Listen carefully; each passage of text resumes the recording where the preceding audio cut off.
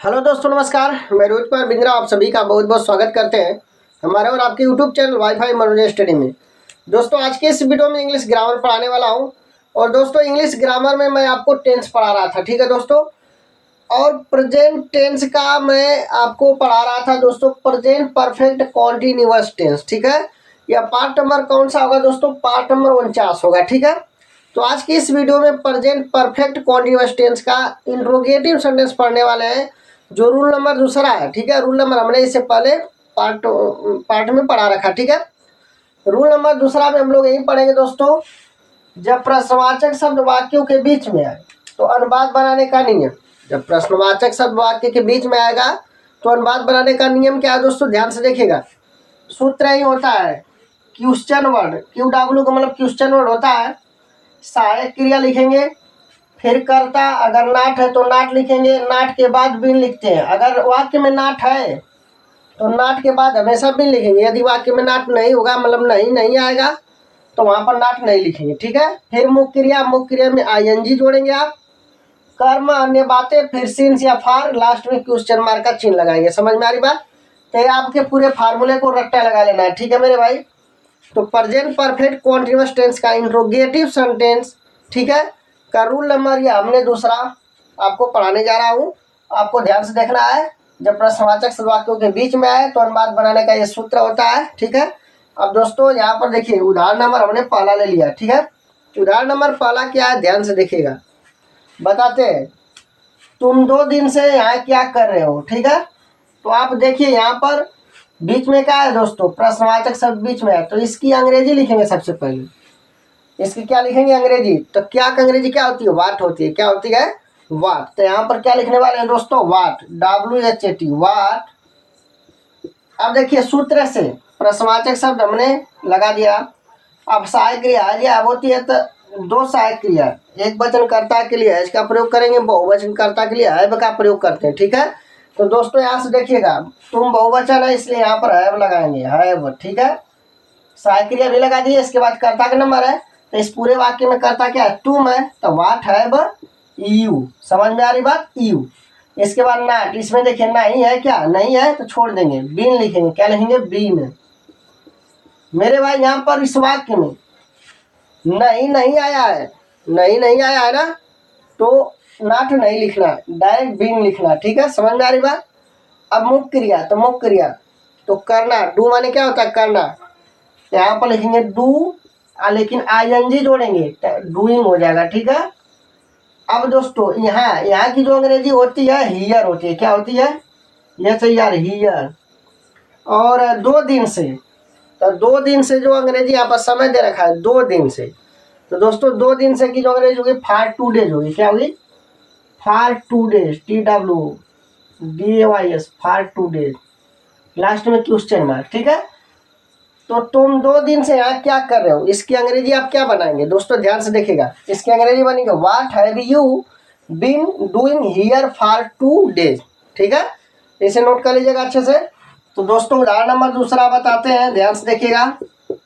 उदाहरण नंबर दूसरा लिखिएगा, वे जुलाई से, ठीक है, लिखिएगा वे जुलाई से, वे जुलाई से, वे जुलाई से, वाक्य लिखेगा, वे जुलाई से अपना समय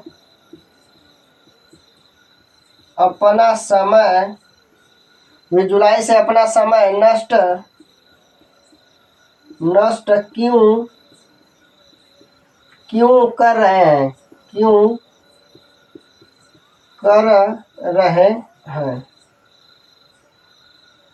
ठीक है। तो ध्यान से देखेगा दोस्तों, वाक्य मैंने क्या लिया यहाँ पर, ठीक है। वाक्य मैंने लिया, वे जुलाई से अपना समय नष्ट क्यों कर रहे हैं, ठीक है। तो ये भी क्या? प्रेजेंट परफेक्ट कॉन्टिन्यूअस टेंस का इंट्रोगेटिव सेंटेंस है, ठीक है। तो यहाँ पर देखेगा दोस्तों, यहाँ पर वाक्यों के बीच में क्यों आया यहाँ पे, ठीक है। तो सबसे पहले इसकी अंग्रेजी लिखेंगे। तो क्यों का अंग्रेजी क्या होता है दोस्तों? वाई। अब देखिए, सूत्र के अनुसार यहाँ पर प्रश्नवाचक शब्द हमने लिख दिया। इसके बाद नंबर किसका है? सहायक क्रिया। तो यहाँ पर आप देख सकते हैं 2 सहायक क्रिया, हैज और हैव, ठीक है। तो कर्ता के अनुसार सहायक क्रिया लिखेंगे। वे क्या है? बहुवचन, इसलिए हैव का प्रयोग करेंगे, हैव। इसके बाद दोस्तों आगे बढ़ता लिखेंगे, तो कर्ता क्या है? वे की अंग्रेजी का होगी दे, ठीक है। अब दोस्तों आगे बढ़ते हैं। दे के बाद नॉट है तो इसमें देखिए नहीं आया शब्द में, इस वाक्य में नहीं आया, नहीं ना, छोड़ देंगे, बीन लिखेंगे। क्या लिखेंगे दोस्तों? बीन। इसके बाद नंबर किसका? बीन। इसके बाद मुख्य क्रिया, तो समय नष्ट करना। तो समय नष्ट करना का जो मीनिंग होता है वेस्ट होता है। क्या होता है दोस्तों? वेस्ट। WASTE होता है, यहाँ पर ई होता है लेकिन ING जोड़ेंगे तो ई हट जाएगा, वेस्टिंग होगा, ठीक है, वेस्टिंग। इसके बाद अपना समय, तो भाई देखो अपना की अंग्रेजी जो होती है वह कर्ता के अनुसार लिखी जाती है। दे माने वे सब, लेकिन अपना यहाँ आया है तो देख लिया अपना का अंग्रेजी दियर होता है। क्या होता है? दियर होता है दोस्तों। तो लिखेंगे दियर, THE, क्या लिखेंगे दोस्तों? THEIR, दियर। और इसके बाद क्या लिखेंगे? दियर टाइम, दियर टाइम, ठीक है दोस्तों, दियर टाइम। और जुलाई से है तो सिंस लिखेंगे। क्या लिखेंगे? SINC, सिंस जुलाई, जुलाई, JULY, जुलाई, फुल। यहाँ पर क्वेश्चन मार्क का चिन्ह लगाएंगे, क्वेश्चन मार्क का चिन्ह, ठीक है। तो दोस्तों वे जुलाई से अपना समय नष्ट क्यों कर रहे हैं? इसका अंग्रेजी क्या बनेगा दोस्तों? बताते हैं आपको। इसका अंग्रेजी बनेगा दोस्तों, why have they been wasting their time since July, ठीक है, इसे नोट कर लीजिएगा। नंबर 3 लिखेगा दोस्तों, शुक्रवार से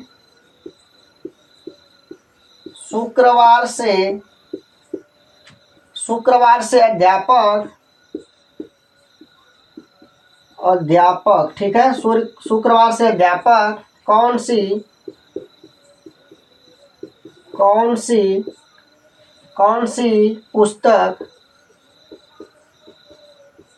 पुस्तक, ठीक है, कौन सी पुस्तक पढ़ा रहे हैं? कौन सी पुस्तक? शुक्रवार से अध्यापक कौन सी पुस्तक नहीं पढ़ा रहे हैं, ठीक है, पढ़ा रहे हैं, क्वेश्चन है, ठीक है। तो दोस्तों ध्यान से देखना, इस वाक्य में क्या आ गया? इस वाक्य में आ गया दोस्तों, शुक्रवार से अध्यापक कौन सी पुस्तक नहीं पढ़ा रहे, इसमें नहीं शब्द आ गया। क्या आ गया? नहीं आ गया। तो कोई दिक्कत नहीं मेरे भाई, कोई दिक्कत नहीं, नहीं आ गया, नॉट लिखेंगे। कर्ता के बाद क्या लिखेंगे? नॉट। यहाँ पर देखिए कर्ता है के बाद नॉट, नॉट के बाद बीन लिखेंगे, ठीक है। तो शुक्रवार से अध्यापक कौन सी पुस्तक नहीं पढ़ा रहे हैं, यह प्रश्नवाचक वाक्य है। यहाँ बीच में देखिए कौन सी है, तो यह प्रश्नवाचक शब्द है। इसकी अंग्रेजी क्या होती है? विच होती है। क्या होती है दोस्तों? विच। तो यहाँ पर क्या लिखेंगे?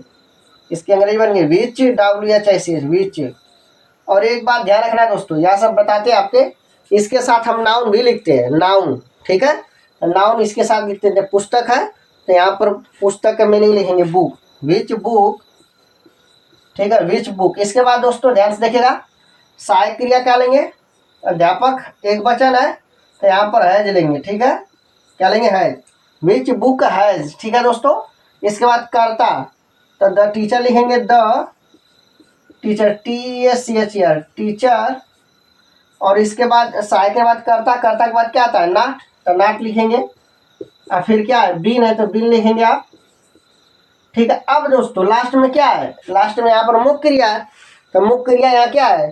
पढ़ा रहे हैं, तो पढ़ाना का अंग्रेजी क्या होता है? टीच माने पढ़ाना होता है, तो इसका क्या होगा? टीचिंग होगा। क्या हो जाएगा दोस्तों? टीचिंग, TEACHING, टीचिंग, ठीक है, टीचिंग। अब शुक्रवार से है तो टीचिंग सिंस लगाएंगे, SINC, since Friday, FRIDAY, Friday, ठीक है। ध्यान से देखिएगा, यहाँ पर तो मैंने आपके बताया था सूत्र में सिंस या फार, तो यहाँ पर देखिए शुक्रवार से है, सोमवार से रहेगा, शुक्रवार से, सोमवार से, शनिवार से, तो यहाँ पर हम हमेशा सिंस का प्रयोग करेंगे, ठीक है। तो शुक्रवार से अध्यापक कौन सी पुस्तक नहीं पढ़ा रहे हैं, इसकी अंग्रेजी बनेगी दोस्तों, which book has the teacher not been teaching, ठीक है, टीचिंग सिंस फ्राइडे। समझ में आ रही बात ना? तो इसे आप नोट कर लीजिएगा, ठीक है। तो उम्मीद करता हूँ कि दोस्तों आज का जो मैंने प्रेजेंट परफेक्ट कॉन्टिन्यूअस टेंस का इंट्रोगेटिव सेंटेंस का जो रूल नंबर 2 है उसका मैंने आपके फार्मूला बताया यहाँ पर, और इस पर कुछ उदाहरण बताया, ठीक है। वीडियो आपके अच्छा लगा तो लाइक शेयर एंड सब्सक्राइब जरूर करिएगा दोस्तों। फिर मिलते हैं अगले वीडियो में। जय हिंद, जय भारत।